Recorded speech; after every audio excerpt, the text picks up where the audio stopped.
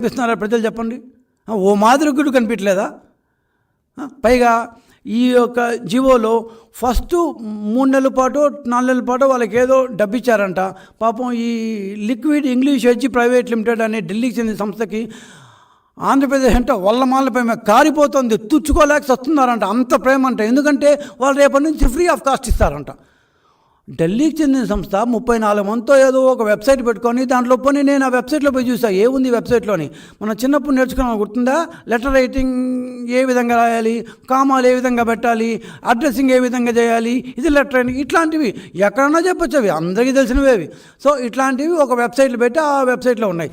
దీన్ని పెట్టుకొని మేము టోఫెల్ ద్వారా సన్నద్ధం చేస్తాం, టామ్ కొడతారా?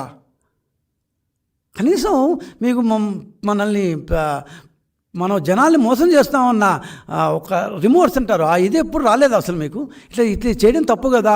ఒక 4 ట్రైనింగ్లు ఇచ్చేసి మనం అందరం దాని టోఫెల్కి సన్నద్ధం చేసామని చెప్పడం కేవలం విద్యార్థులనే కాదు, విద్యార్థుల మీద 100 రెట్లు ఆశలు పెట్టుకున్న వాళ్ళ తల్లి అమ్మా నాన్నలను మోసం చేయడం కదా. నువ్వు ఎంతసేపు అవ్వాతాతలు అంటుంటావే, అమ్మా నాన్నలు మోసం చేస్తున్నావు కదా. మనం ఇప్పుడు ఒక చిన్న ఢిల్లీలో ఉన్న సంస్థకు ఒక కాంట్రాక్ట్ ఇచ్చేసి 3 నెలల పాటు వాళ్ళు వచ్చి ఎంపిక చేసిన వాళ్ళకి ట్రైనింగ్ ఇచ్చేస్తే ఈ టోఫెల్ అందరికి వచ్చేయంటేనా?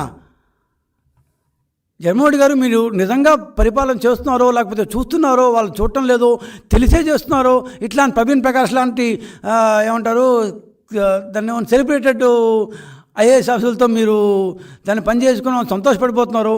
వాళ్ళు మీకు అంతా ఏదో చాలా ఏమంటారు ఈస్ట్మెన్ కలర్లో చూపించేస్తున్నారేమో. Something bad sir, something wrong.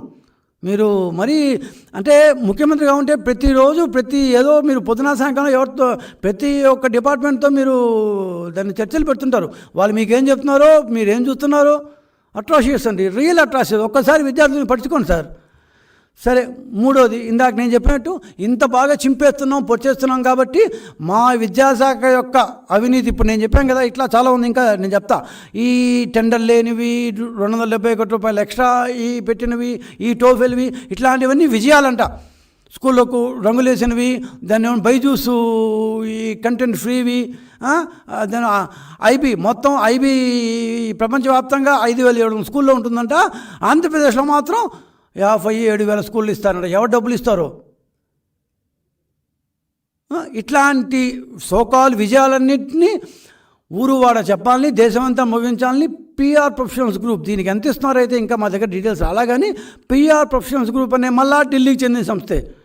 So ఈ ఢిల్లీకి చెందిన సంస్థతో మళ్ళీ వీళ్ళు ఒప్పందం కూర్చుకుంటారంట, వాళ్ళకి డబ్బులు ఇస్తారంట. వాళ్ళు సాక్షి పేపర్లో ఎట్లయితే మన గవర్నమెంట్ యాడ్ ఇచ్చినట్టు విద్యాశాఖ ఈ పిఆర్ ప్రొఫెషనల్స్ గ్రూప్ కావచ్చు, ఇందాక నేను చెప్పిన liquid English edge private limited, వీళ్ళందరికీ కాంట్రాక్ట్లు ఇచ్చుకుంటూ ఉంటుంది. అంటే లోపల మొత్తం డొల్ల, పైకి మాత్రం ఒక ప్యాకేజ్ చేసి ఆ ప్యాకేజీ అందరూ మేళతాళాలు మోగించడానికి ఇట్లాంటి సంస్థలకు ఇస్తూ ఉండేది.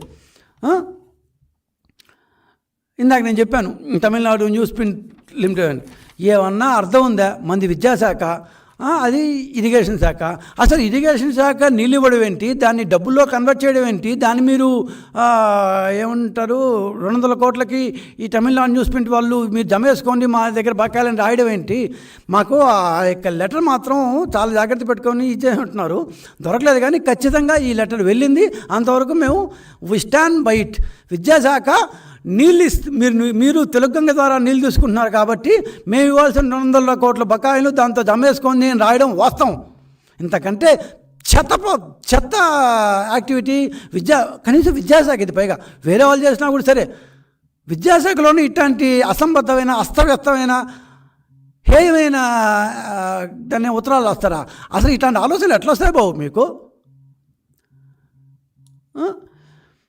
సరే, ఇందాక నేను చెప్పినట్టు 1000 కోట్ల కాంట్రాక్టులకి టెండర్లు పిలవకుండానే ఇచ్చేశారు.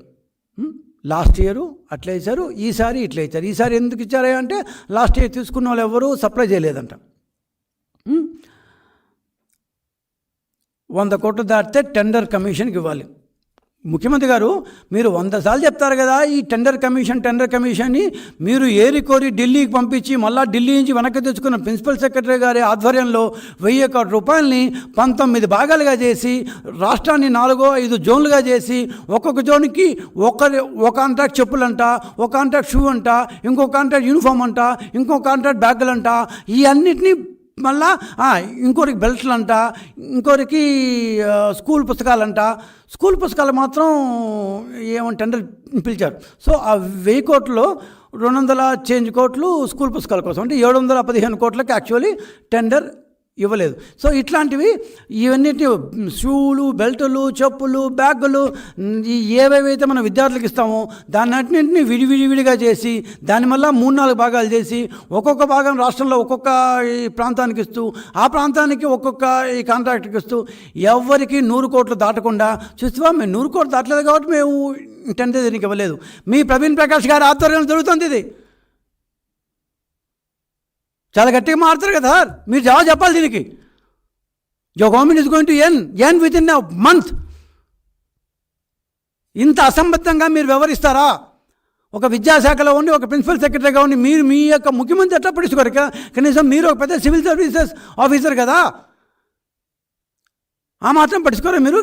లేకపోతే మీకు తెలిసే జరిగిందా ఒక ప్రిన్సిపల్ సెక్రటరీకి తెలియకుండా ఆ శాఖలో ఇంత పెద్ద ఎత్తున కాంట్రాక్ట్ ఇవ్వడం జరుగుతుందా? పైగా సార్ మీరు తెలుసుకోవాలి జగన్మోహన్ గారు, మీ యొక్క విద్యాశాఖని 4 మెయింటైన్ చేస్తారు. 4 ఐఏఎస్ ఆఫీసర్లు మెయింటైన్ చేస్తారు. పేర్లు ఎందుకు లేని మీకే తెలుసు కదా. 4 ఐఏఎస్ ఆఫీసర్లు మెయింటైన్ చేస్తుంటే ఇంత అవినీతి ఉంది అంటే ఒకరో ఇద్దరో ఉన్న చోట ఇంకెంత జరుగుతుందో విద్యాశాఖలో. పైగా ఇంకోటి ఏందో సార్, ఒక తమాషా అంటే నాకు నిజంగా ఆశ్చర్యం వేసేది, వీళ్ళు ఏది దాచుకోరండి. నవ్విపోదురుగాక నాకేటి సిగ్గుగా ఇవన్నీ నేను ఎక్కడ రాలేదు. చాలా వరకు 70% ఆఫ్ ది డీటెయిల్స్ వాళ్ళ వెబ్సైట్ నుంచే వచ్చాయి. ఎంతమంది విద్యార్థులు ఉన్నారో వాళ్ళ వెబ్సైట్లోనే ఉంది, ఎంత ఖర్చు పెట్టామన్నది వాళ్ళ వెబ్సైట్లో ఉంది. అంత పబ్లిక్గా అంత ఇదిగా ఏం సింపుల్ ఒకే మాట చెప్తారు, క్వాలిటీ ఎక్కువ చేసాము అందుకని రేట్లు పెరిగాయంటారు. విద్యార్థులు తగ్గిన సంఖ్య మాత్రం ఎవడు మాట్లాడు. 100% గ్రాస్ ఎన్రోల్మెంట్ రేషియో, 100% పిల్లలు స్కూళ్ళల్లో చేరకపోతే నేను రాజీనామా చేస్తాను ప్రవీణ్ ప్రకాష్ గారు చెప్పారు. ఇక్కడ ఇష్యూ ఏంటంటే అండి,